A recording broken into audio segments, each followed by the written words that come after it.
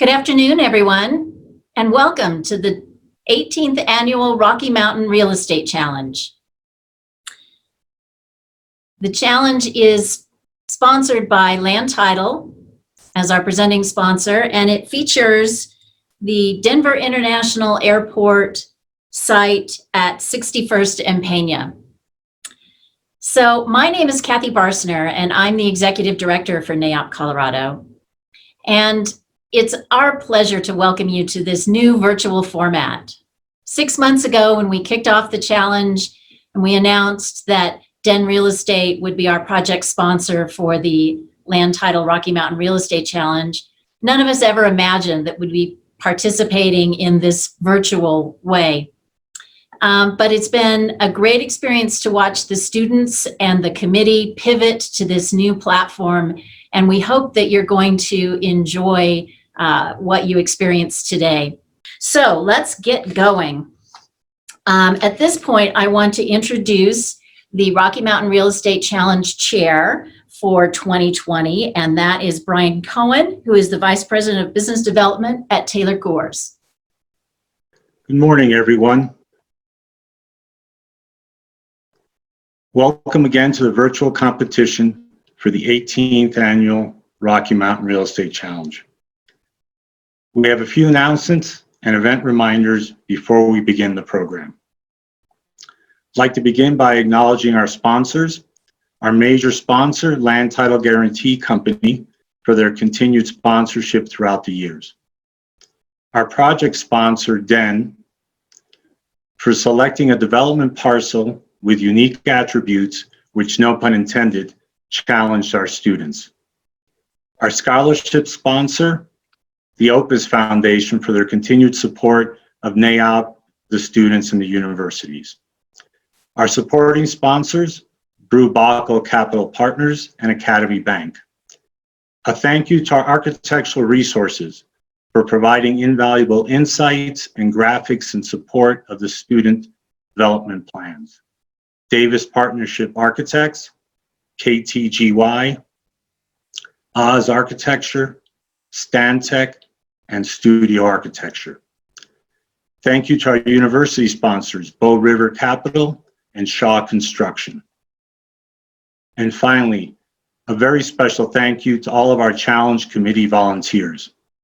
They did a wonderful job pivoting to this virtual platform. Now I'd like to take an opportunity to introduce Luke Davidson, former chair of the Challenge, current Challenge Committee member, and a commercial sales representative with Land Title Guarantee Company, our major sponsor. Luke, welcome. Thank you, Brian. Thanks for the introduction. Hello, everyone.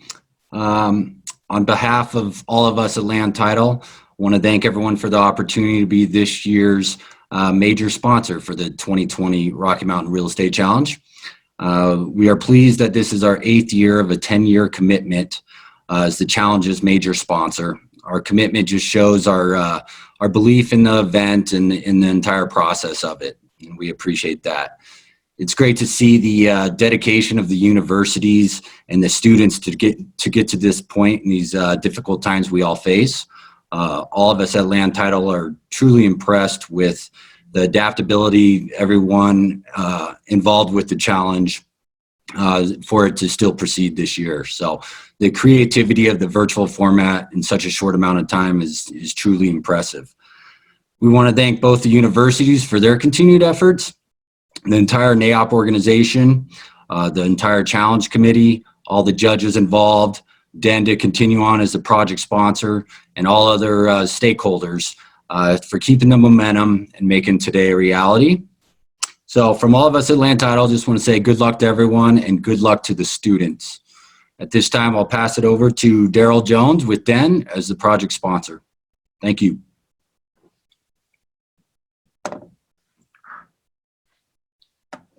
Welcome, judges, students, and attendees.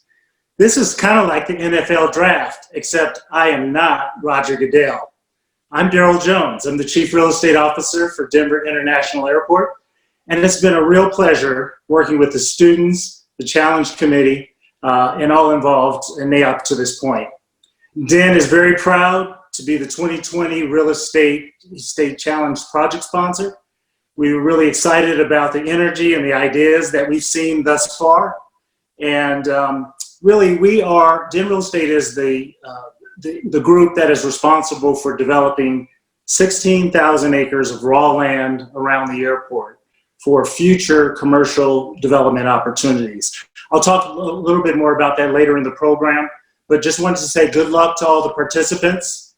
And so let the challenge begin. And I'll turn it back over to Kathy. Daryl, thank you so much. We'll call you Daryl Roger for the rest of the program. Quickly, I want to introduce all of our judges right before we get started. And again, I want to offer them a huge recognition and thank you for their willingness to also pivot with the rest of us, to spend their weekend not coming through a printed book, but a virtual book. And our 2020 judges are Ray Pittman with McWhinney, Ricky Hashimoto with Newmark Knight Frank, Christine Hayes with Confluent Development, Jordan Swisher, Brewbuckle Capital Partner, Tyler Carlson, Evergreen Development, Patricia Gage, RE Solutions, Susan Stanton, The Stanton Solution, Kevin McClintock, Westfield Company Inc., and Tracy Huggins with Denver Urban Renewal Authority. Thank you again to our judges for all of your time and effort. And that brings us to, drum roll if you please, our first presentation. So without any further ado, would you please welcome the University of Denver's Bow Development team to present Conflux at 61st and Peña. Thanks, Kathy. All right, let's get started. Thank you all for joining us today. We're really excited to share with you our proposed development, Conflux at 61st and Peña. I'm Erin Everett, and with me today from Bow Development, we have David Copperman, Willie Beuerlein, Keenan Black, Alex Welsh, and William Lamb. After my quick overview, we'll take a look at our project programming, jump into a market analysis, then look at phasing and implementation, and finish it off with a snapshot of our financials. So let's take a quick look at our site. It's 23 acres directly adjacent to one of the last undeveloped sites next to the RTD station in Denver. It's 16 miles from downtown Denver and just over 9 miles from the Denver International Airport. Currently, the airport is the largest driver of activity in the airport, with over 32,000 employees and 69 million annual travelers. Just a stone's throw away is the Gaylord of the Rockies, with 1,500 employees and over 1.1 million bookings at opening. And right across the street is Panasonic's North American headquarters with 300 employees. These areas you see here shaded in green represent residential developments with 18,000 existing homes and another 10,000 in the pipeline. All of this is to say that there is a huge opportunity to capitalize on the 61st and Peña RTD station and leverage the smart city technology that Panasonic has forged. We have thoughtfully planned and carefully designed our site with interwoven uses to cater to the new demand of the world we live in. And that starts with a state-of-the-art esports arena and also includes in phase one a full-service hotel that will complement the demand of the arena as well as capture that unwavering airport demand. Phase two includes an extended stay, limited service hotel, an office building, and an education building that's been designed to harness the technology of the site and the vibrance of the surrounding growing community. Phase three will finish construction in year 7 and include 2 additional office buildings. Over our 15-year horizon, our project will cost a total of $306 million to deliver an 18% levered return with over $330 million of profit and a 3.93 equity multiple. I'll hand it off to Keenan, who will take you through our project programming in more detail. Our first most exciting asset is going to be our key placemaking component at the site. This 60,000 square foot esports gaming arena will be a catalyst to drive people out to our site. We'll have a primary focus on esports and affiliated activities with any excess capacity being used for events and other gatherings. The first floor will have 5,000 square feet of retail space to serve the community needs. Esports is the next big thing in our increasingly virtual and digital world, with the market to soon be over $1 billion. Major networks like ABC and ESPN already have entire segments dedicated to esports, and this venue is already the trend. In Philadelphia, the Fusion Arena is under development. In Arlington, the Convention Center has recently been remodeled to have an esports component, and in Las Vegas, the Luxor Hotel reconfigured their nightclub to be the HyperX Esports Arena. Our esports gaming arena is going to increase the local population and demand for the hotels, office, and education. With this arena, there will be additional revenue opportunities. We're currently in negotiations with Formula One Esports for exclusive arena naming rights, which is going to be supported by the high amount of traffic on Peña Blvd and aircraft traffic overhead to help us generate that additional $1 million per year. Our next asset type is our educational concept. At the Northeast Denver Innovation Campus will be a catalyst to drive people out to the site again and create a sustainable community that will develop a high-tech, skilled workforce. We're currently in talks with Denver Public Schools now, but this site will be a great fit for other colleges and academic institutions to further develop this educational community. The Cherry Creek Innovation Campus is a proof of concept for this type of education. They have a curriculum rooted in real-world skills and trade certifications and are already over capacity with students on the waiting list.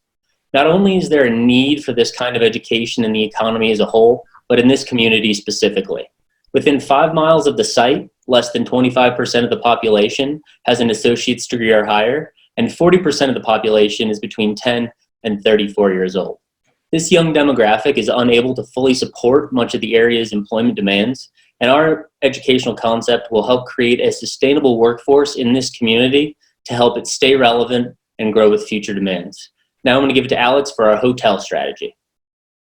For our hotel use, we have 2 different products. The first of which is a full-service hotel at 255 keys.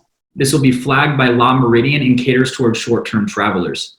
Located on the ground floor, we have 5,000 square foot of retail space that activates the pedestrian walkway and fully leverages its close proximity to the Peña RTD station. The extended stay option, however, has 155 keys, larger average room size, and is the perfect supplement to our education and office use. This can be accommodation for out-of-town office employees or even airline staff who are in town for more than a few days. This brings us to our office use, which consists of 3 different buildings, each with a 30,000 square foot floor plate. Our parking ratio is 3 per 1,000. And based on conversations with our design team, we plan to build our office to have a lock and key type fit with our hotel use.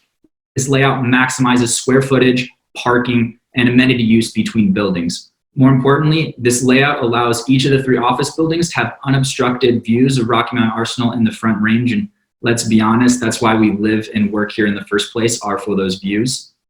With that said, our campus does encourage technological innovation, and it means we have attracted several well-capitalized office tenants who we feel embody this ideal. As consumers become more technologically savvy, occupants demand that the built environment follow suit. This has prompted us to incorporate several smart city technologies into our development plan. From a building level perspective, smart city tech can be as simple as advanced building level metering. From a community perspective, this can be smart parking, community Wi-Fi, and even Panasonic's fleet of autonomous vehicles, all of which allow our development to react to tenant usage in real time. The largest of our smart city elements is a 664 carport PV array in partnership with Namaste Solar.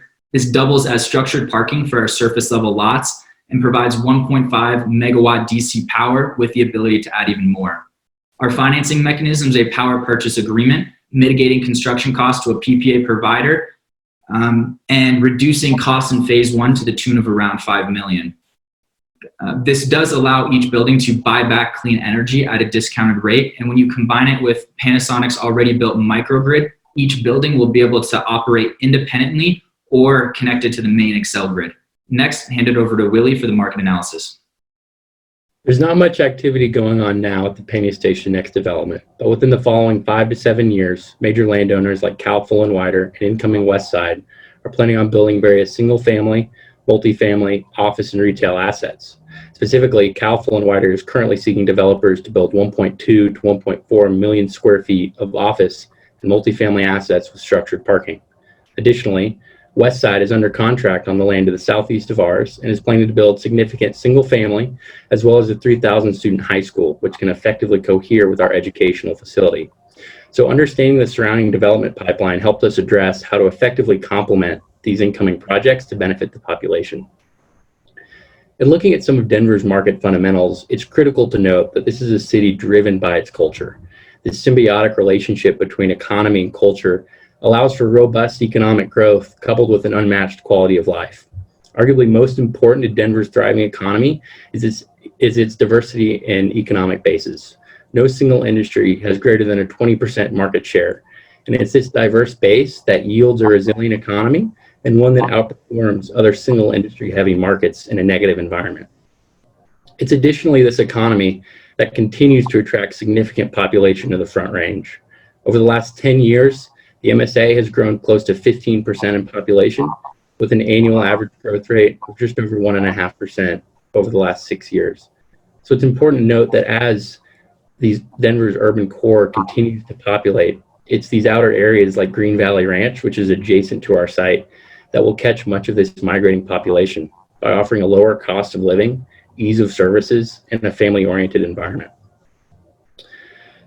As Keenan pointed out earlier, and as much of what I just said, the surrounding demographic at our site is highlighted by a low-educated, family-oriented consumer population. And when you think about the power of real estate, it hinges on its ability to deliver the needs of an area. We're confident that our project specifically addresses and delivers on the educational and labor needs of the surrounding area, while also creating a dynamic place that the airport community and local community can enjoy and rely on. David's going to discuss some phasing and implementation strategies. Phasing and implementation needs to create a pedestrian-oriented site and have adjacent buildings have complementary uses for parking. Overview of our site, we have 7 buildings, the most vibrant of which are located near our TOD. Our surface parking is located as close as possible to our exit at 56 and Peña for ease of access to our site. Den is providing all the roads around our site. We are building 0 interior roads. This controls our horizontal cost and helps create that pedestrian-centric site. Looking closely, you can see our hotel and office are adjacent to each other in both instances. We're trying to maximize our parking by killing 2 birds with 1 stone by having their peak demands at opposite times, hotel at night, office during the day. Phase 1, we start with the nucleus of our site. That's our arena and full-service hotel to create that sense of place. We then connect our buildings with our pedestrian network. We then partnered with Biederman Redevelopment to activate that space through food trucks and outdoor events. The surface parking in Phase 1 is designed to meet the max capacity for Phases 2 and 3. Moving on to Phase 2, we've timed the completion of our education building for end of year 5, which is when we forecast the adjacent neighborhoods' rooftops will start to fill in. Starting in Phase 3, we'll start with a parking study. Our theory is that the lender parking requirements of 3 per 1,000 are in excess of what's actually required by our constituents.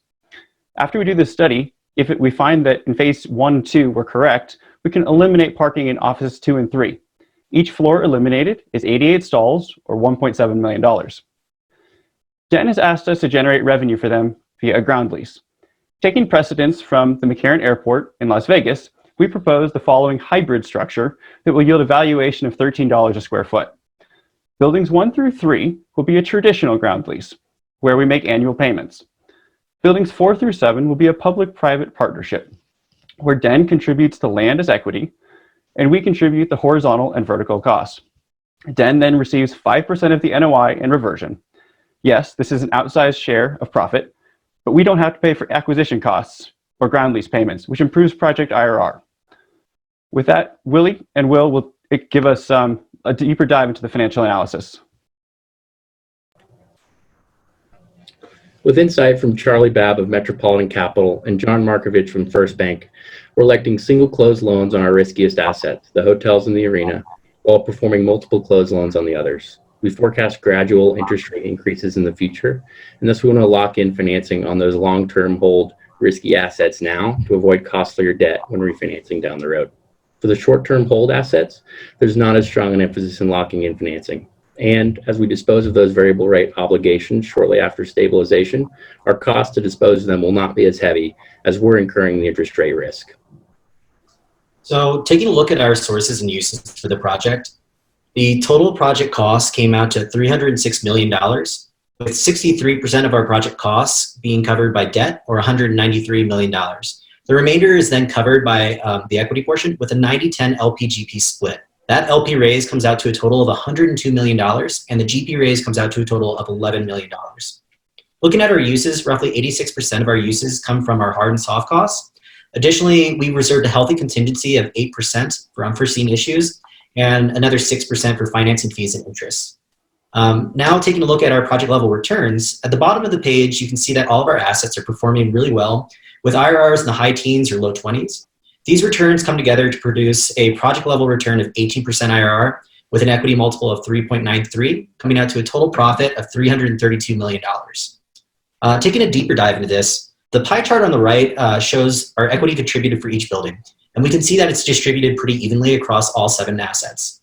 The graph on the left shows the profit by building, with the first 3 buildings, our full service hotel, the arena, and the extended stay hotel comprising nearly 60% of our returns due to long-term appreciation and large cash flows early on. This information informs us that the performance of our hospitality assets outweighs other asset classes. And with this information in mind, we have the ability to adjust our asset mix for phase 3 if the market can support more hospitality and further increase the returns for the project. So we created a multi-tier waterfall structure. The IRR hurdles for this structure were 8, 15, and 20. This then produced LP returns of 17% IRR and a 3.52 equity multiple, and GP returns of 25% IRR or 7.67 equity multiple. In conclusion, our creative ground lease structure shows that DEN can be a great partner for future development opportunities. Additionally, this mix of assets and our exciting catalysts of our esports arena and tech forward innovation campus will produce the highest and best use for the Conflux at 61st and Peña and create a unique new district for everyone to enjoy right at the gateway to the Denver International Airport. So we've come to the end of our presentation, and on behalf of Beau Development, I'd like to thank everyone for their time today. We'll now turn it over to the judges for any questions you may have. So without any further ado, at this time, let me introduce the University of Colorado's First Creek partners to present The Landing. So ladies and gentlemen, thank you all for joining us today. My name is Tyler Barber, and we are First Creek partners. We are extremely excited to share with you our vision to create a 21st century transit-oriented development located adjacent to the 61st and Peña light rail station. We are here for 2 reasons. One, to respond to an RFP in regards to a 23-acre parcel owned by Denver International Airport, or DEN, and to discuss our strategy, which will help the airport realize its bold long-term vision for this site. We present to you The Landing. The Landing is a local, regional, and international mixed-use destination for people from all walks of life, offering the local community and travelers a much-needed oasis of exciting food, beverage, shopping, open space, arts and events center, wellness center, destination hotel, and Class A office space. With these amenities, we feel strongly The Landing will engage the community long into the future. In addition to being a community destination, The Landing aims to be a global innovation hub through a strategic approach, offering a range of different office types, focusing on a mix of tenants, mostly operating in the mobility and technology industries. Perhaps most importantly, The Landing is the catalyst DEN needs to realize its vision to create the next globally connected aerotropolis. DEN's goals of placemaking, smart city implementation, and increased non-aviation revenue have each been highly executed in respect to our 3 pillars of development. Pillar 1 being placemaking, Pillar 2 being community, and Pillar 3 being innovation, which will be discussed further in our presentation.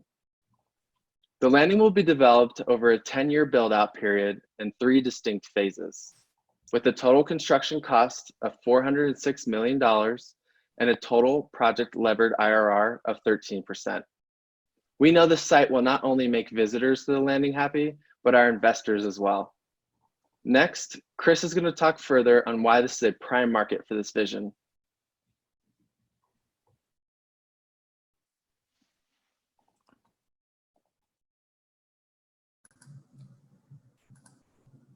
Thank you, Tyler. As Tyler mentioned, the landing is in the Northeast submarket adjacent to the 61st and Peña Light Rail Station, which is just 8 miles from the airport and 16 miles from downtown.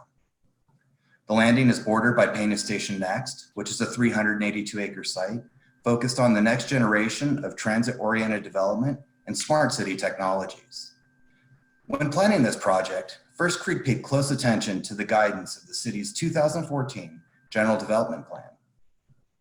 According to this plan, the guiding principles encourage a mix of uses, higher density development, and maximization of alternative transportation, including walking and biking.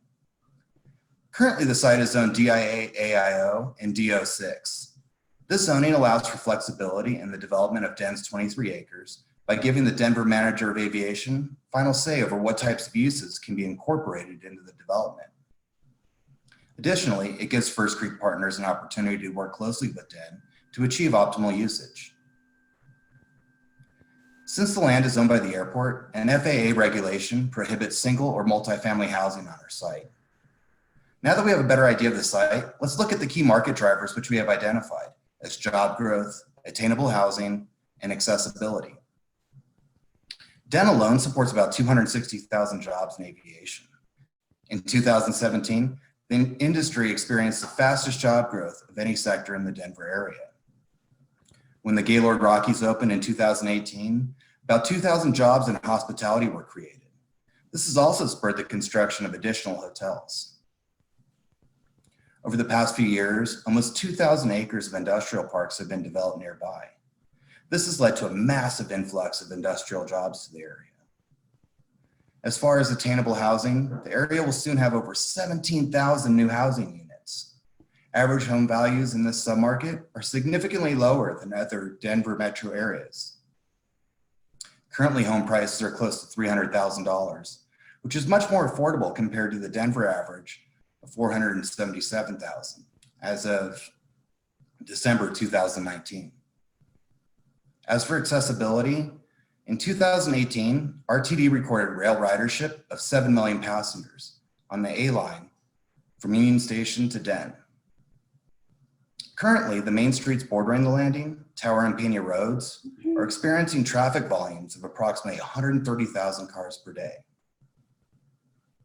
As for airline transportation, Den currently supports 1,600 flights per day and 60 million annual passengers, and it's only operating at half of its capacity. Now Rob will share our development vision and phasing. Thank you, Kris. So as our group studied the market and the continued growth of the airport, we concluded that the task at hand was bigger than to simply devise a plan for the next stale suburban development. Instead, we saw an opportunity to develop a smart, transit-oriented development that would not only create a new community destination, but would also help solidify Colorado's position in the global economy. With that bold idea in mind, we devised a 10-year development program in 3 distinct phases. Each of the phases, while flexible in nature, has a very specific goal and ties directly back to our development pillars. The goal of phase 1 is to create an initial sense of place, focused on uses such as a hotel, experiential retail, and mixed-use office on the northern portion of the site. Once initial traffic has been created in phase 1, First Creek will look to build community assets through entertainment, wellness, and cultural uses. And finally, moving to phase 3, the goal is to create a true global innovation hub by building a corporate office park on the southern edge. Let's take a closer look at each of the phases. All of phase 1 development will surround a central plaza closest to the light rail station with the most fluid pedestrian access. The open design creates a pedestrian-focused environment. With the 200-key Kimpton Landing Hotel, we aim to offer the market an upscale, amenities-focused hotel located mere steps from the light rail. Its transit-oriented location will command an ADR premium in the market and will allow it to take advantage of continued growth at the airport. Across from the hotel, a 21,000 square foot food hall will be a central amenity and social gathering place for community members and future office workers. It will contain a 2,000 square foot bar and 18 rotating food and beverage vendors. An additional 30,000 square feet of retail space will be dedicated to office user amenities and experiential tenants. Also in phase one will be 184,000 square feet of office space split between 2 buildings, each with ground floor retail to encourage street level activation. First Creek is in discussions with CBRE's co-working and flex space provider HANA to lease 100,000 square feet. And lastly, First Creek plans to build 946 parking spaces, strategically distributed throughout the site and creating an initial blended parking ratio of 2.9 per thousand. Now let's move on to phase 2 and look at how we plan to create a community destination. First, a pedestrian corridor will create a seamless link from the northern plaza to the southern end. Along the corridor, smart city lampposts will provide the infrastructure needed for free public Wi-Fi, traffic sensors, and digital signage to keep with Den's smart city vision.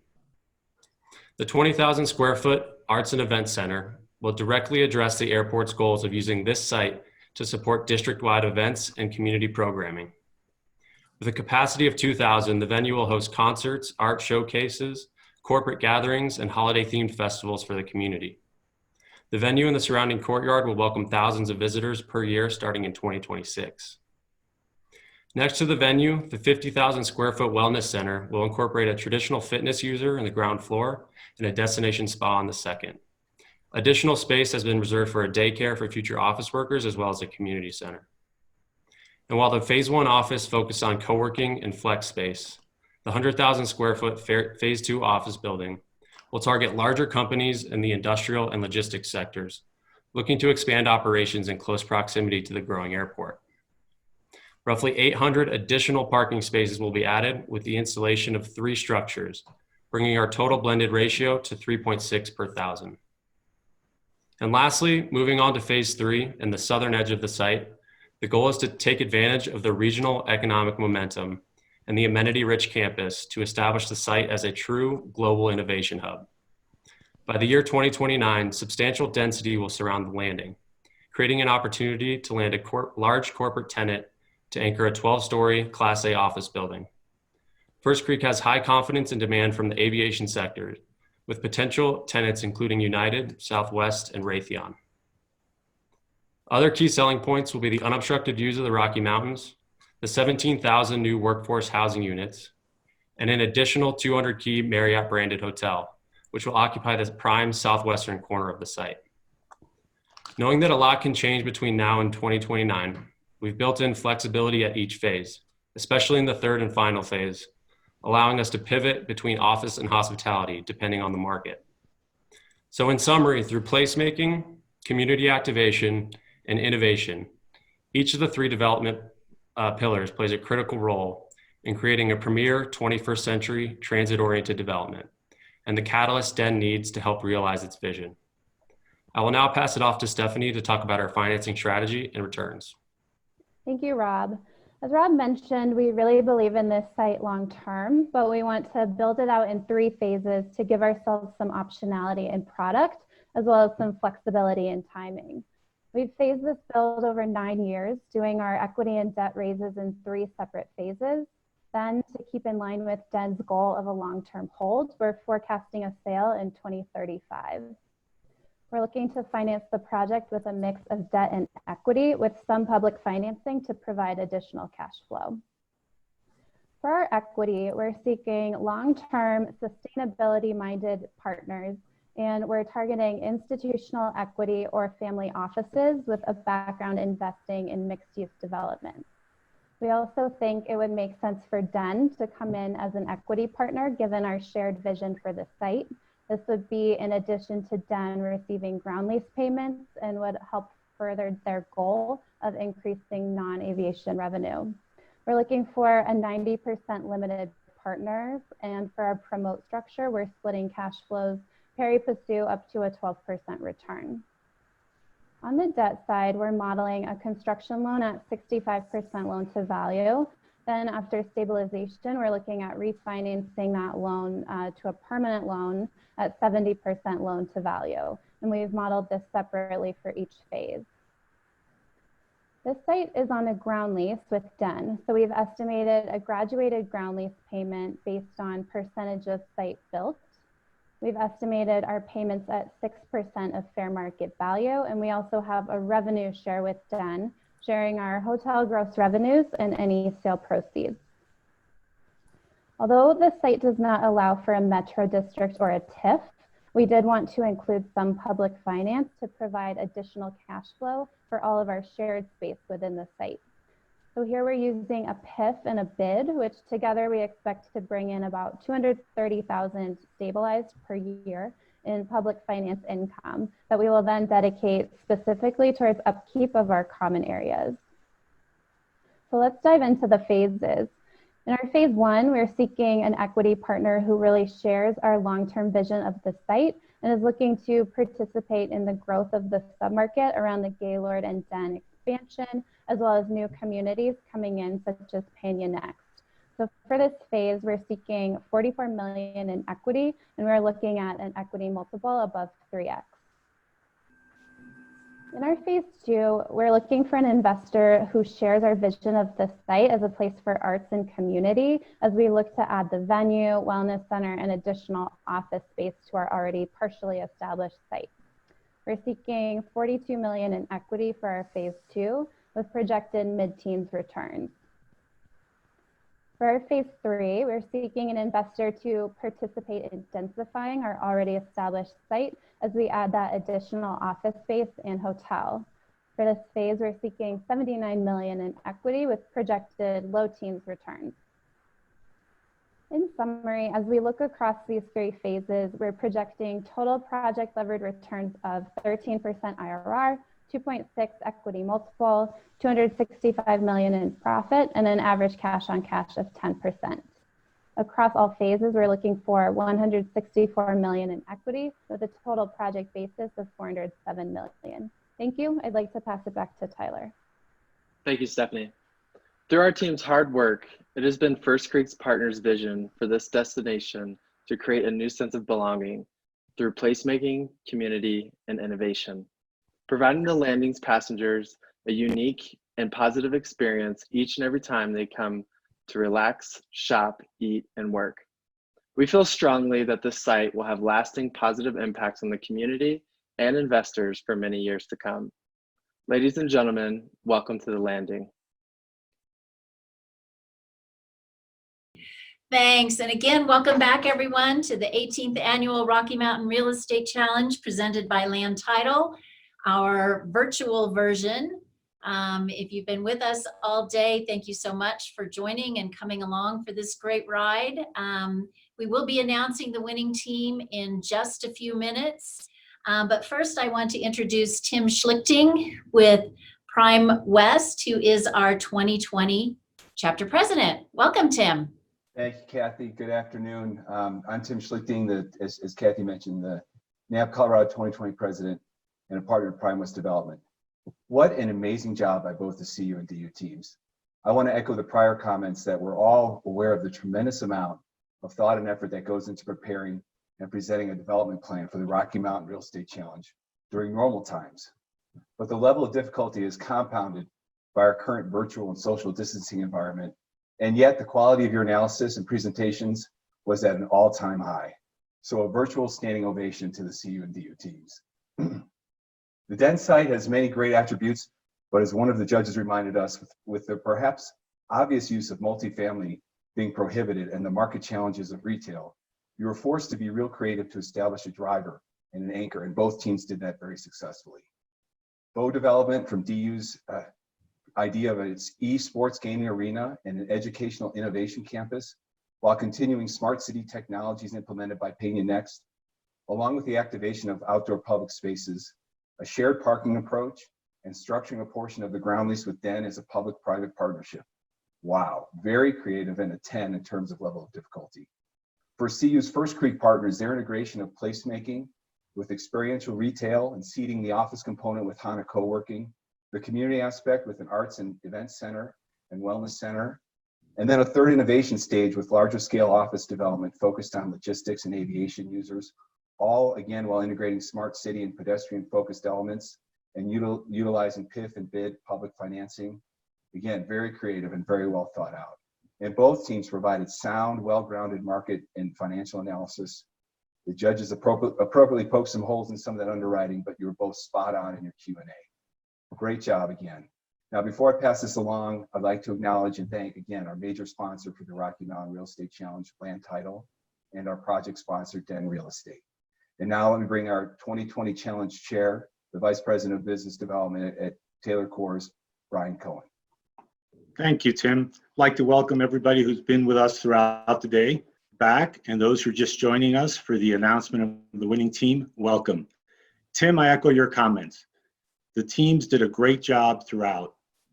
From pivoting to a virtual environment to today, it's been quite the journey. I would like to take a moment to reflect on this journey. I had a personal opportunity to listen to all 5 teams present, and they all did a wonderful job. Some of the items you noted in their presentations are not flaws, but things to be learned, which is normal for an educational environment. During this reflection for the 18th Annual Rocky Mountain Real Estate Challenge, we want to reflect on the challenge starting in January with our kickoff, and followed by Q&A with each of the teams. All this was done in person. Following these in-person events, the stay-at-home order was issued, caught everyone looking to pivot and figure out what we do. The Challenge Committee, NAIOP, sponsors, and universities met to assess how do we proceed? If so, what does the challenge look like? And here today is a result of the hard work of many. All mentioned the universities, the students, NAIOP, the sponsors, to establish a program full of information and delivery to you. Thank you to everyone for their support during these unsettled times. Soon we'll hear the winner. I'd like to acknowledge our sponsors, our major sponsor, Land Title. Thank you for your continued support through these times. To our project sponsor, Den Real Estate, who delivered a development parcel with unique attributes, which really, as I said earlier, challenged the students, and they came up with very unique solutions. To our scholarship sponsor, the Opus Foundation, for their continued support. To our supporting sponsors, Brew Bockel Capital Partners and Academy Bank. To our wonderful architectural resources, who did a great job supporting the students virtually, Davis Partnership Architects, KTGY, Oz Architecture, Stantec, and Studio Architecture. Thank you for your hard work.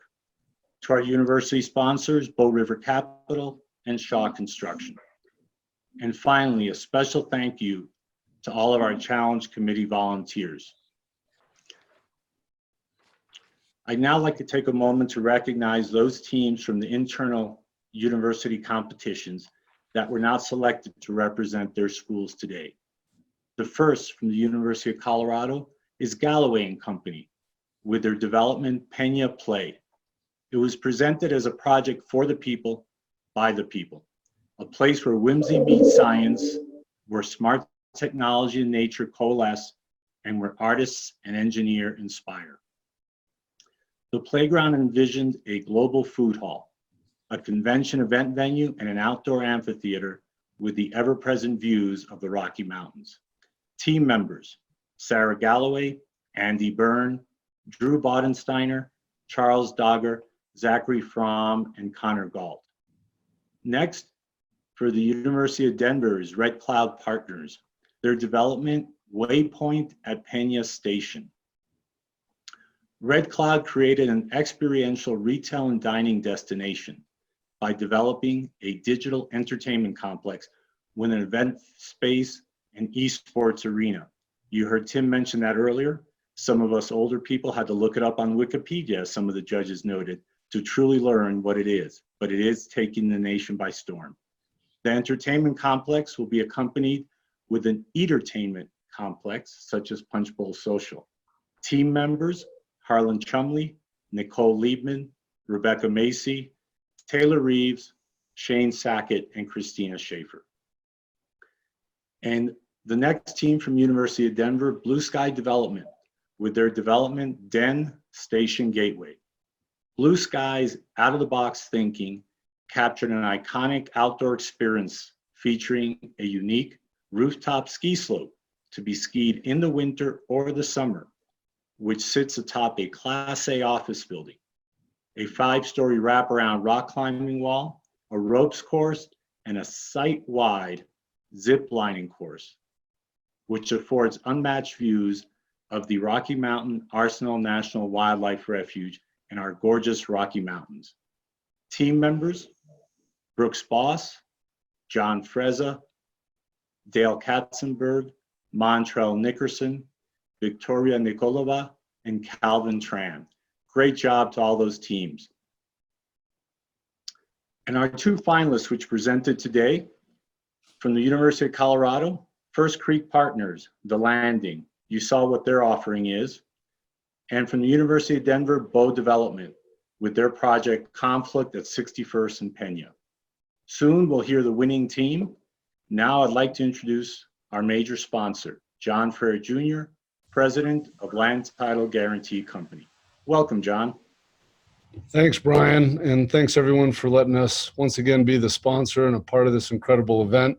It was wonderful to see all these great presentations and business plans, and look forward to sharing the winner here in a little bit. As Brian mentioned, and Tim, we're proud to be the sponsor for the 8th year in a row, the Rocky Mountain Real Estate Challenge. And I'm going to do everything I can to keep this short.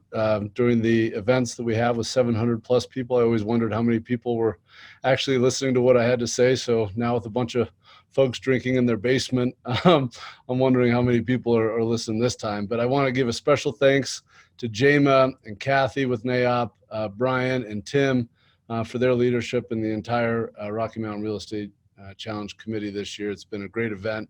It's always a lot of work every year putting it together, but to put a virtual event from scratch basically together in a matter of 3 or 4 weeks is truly impressive. And it just shows the grit and creativity of the entire commercial real estate industry. And so thanks for letting us be a part of it. And to the students, I want to say congratulations to all the students at CU and DU. Obviously, no one would have wished upon you all this sort of environment, not only for the challenge, but what lies ahead from a career perspective, and not having the opportunity to do the experience the graduation that you would have wanted. But I would tell you that adaptability and optimism are really critical in this industry, commercial real estate, especially on the development side. And so to learn these skills early on, I know will continue to benefit you in your careers and future projects and development. Obviously, COVID-19 has forced a lot of businesses, including ours, to adapt, to innovate, and ultimately to change how we do business. And not just in the short term, the past several weeks, and likely the next several weeks and months. In the longer term, all of our stakeholders, whether it be customers, shareholders, employees, they're going to force us to change business models. They're going to change how cities grow and operate, which regions grow out of this, and which professions start attracting some of the best talent coming out of schools and universities. For Land Title, over the last several weeks, and frankly just under 7 weeks, which is hard to believe, we've taken 100% of our staff that used to be in offices to where 80% of them are now all working from home. We used to do 100% of our closings in all of our 50 plus offices. Now we're doing 0 of those in our offices. We've had to innovate with technology, different processes, doing curbside closings, coming up with virtual mail out ways to get stuff done digitally and electronically. And so from a real estate perspective, with 50 offices across the state, they were all rendered effectively useless in the past several months for the most part. And so we are having to adapt our business, what this may look like in the future, not only again in the short term, but in the long term in those trends. And so how does that play out in Colorado? Well, I will tell you personally, and as a company, we're incredibly optimistic about the future once this storm passes. As you all probably know or have heard, Colorado ranked toward the bottom, 45th, which in this case was a good thing, as far as the percent of our population applying for unemployment. So a great sign that we are more poised to come out of this. I would certainly expect an influx of people moving from the coasts and the big cities that want to be out west and in the mountains where they have more space. And then ultimately our state and our local municipalities, many of them have had tight finances and strong budgets over the past several years. And so as a result, we're not in a tough spot that a lot of the other municipalities and states are. And so I think all of those things line up. We will certainly have our challenges, but I think a lot of those factors line up that Colorado and Denver will come out of this downturn not only early, but stronger than most other states, just as we did the last one. So again, we are honored to be part of this program, and once again, the sponsor of the Rocky Mountain Real Estate Challenge. And so with that, I would like to introduce Daryl Jones, the project sponsor for this year's Rocky Mountain Real Estate Challenge with Den Real Estate. Daryl?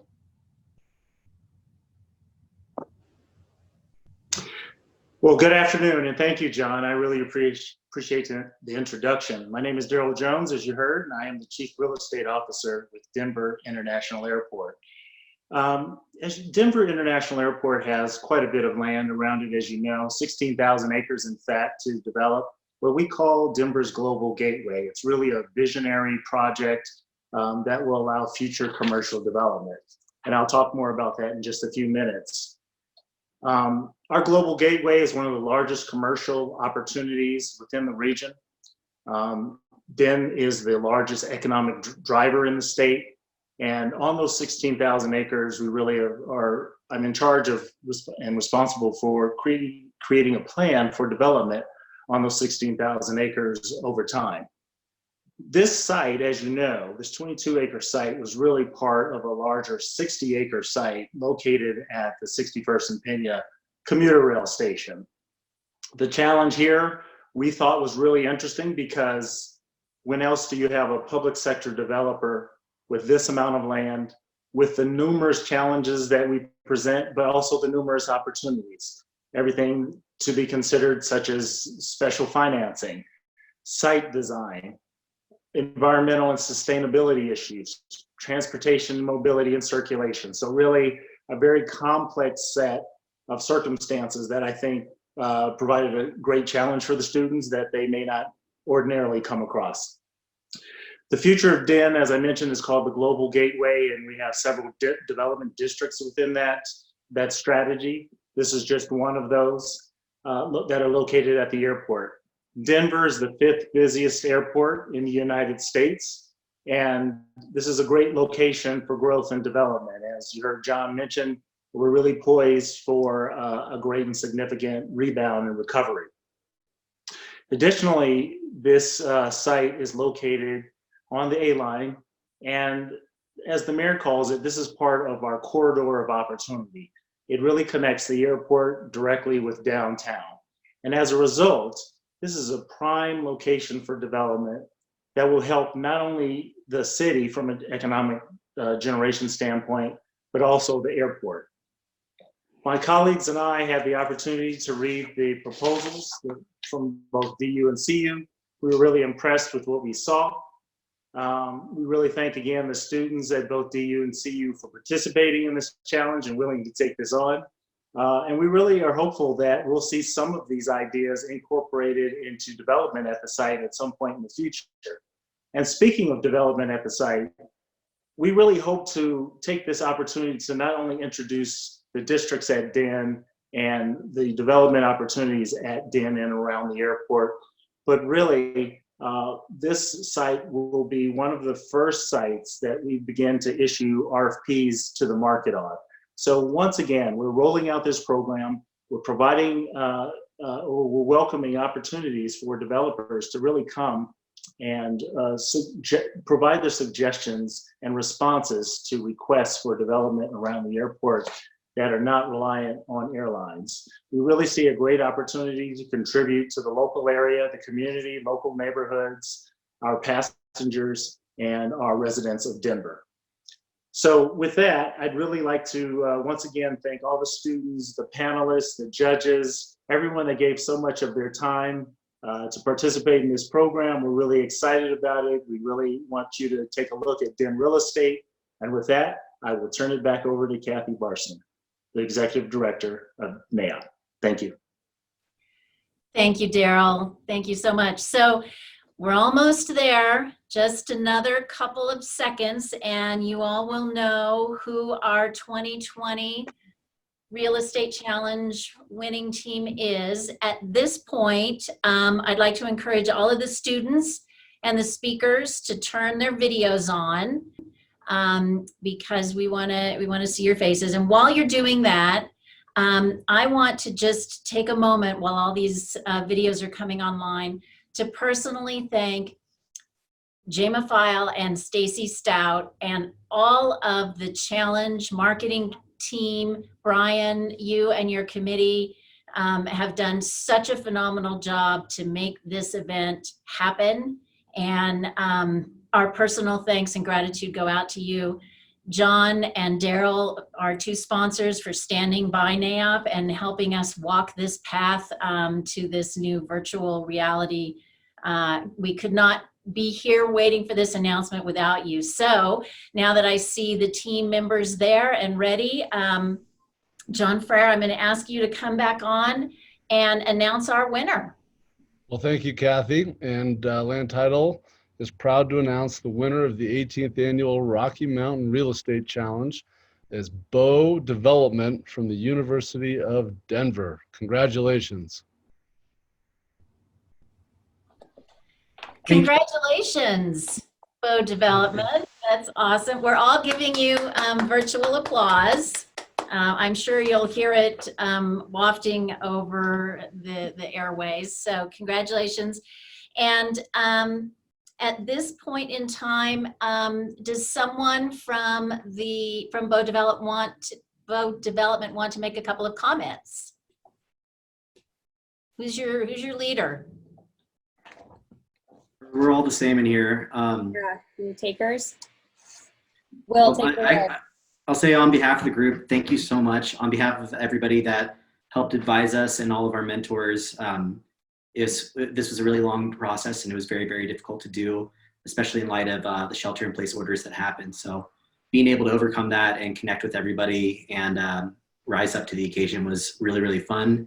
We had a love-hate relationship with the experience, and I've got to say that it's been a challenge that I will remember for a very long time. So on behalf of Bow Development, we want to thank everybody. Thank you so much for your time. Thank you.